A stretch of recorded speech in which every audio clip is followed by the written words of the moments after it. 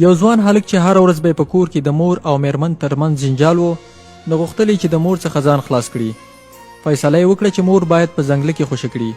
نو مور یې په شا کړه او د یو لوی ځنګل په لور روان شو او یو هسک غره ته وخت چې خپله بوډۍ مور هلته پرېږدي تر څو راښکته نه شي.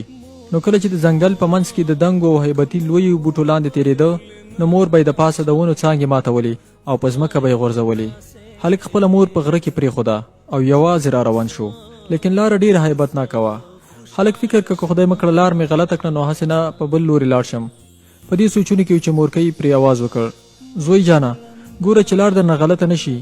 ما به په لاره کې د ونو او بوټو څانګې په دې خاطر راماتولې او په لاره مې غورځولې تر څو تا ته په بیرته تلو کې کوم مشکل پیدا نه شي او لار درنه غلطه نه شي. اوس په همدې نښو نښانو بیرته لاړ شه.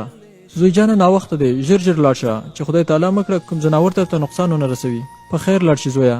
په دې وخت کې د اوښکو ډنډونو د هلک په سترګو کې سیلابونه جوړ کړل.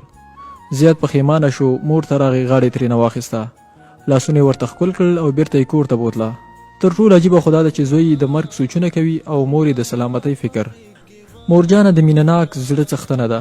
هر وخت قدر وکړئ او عزت یې وکړئ، ځکه چې دغه نعمت انسان ته یو ځل په عمر کې ورکول کیږي.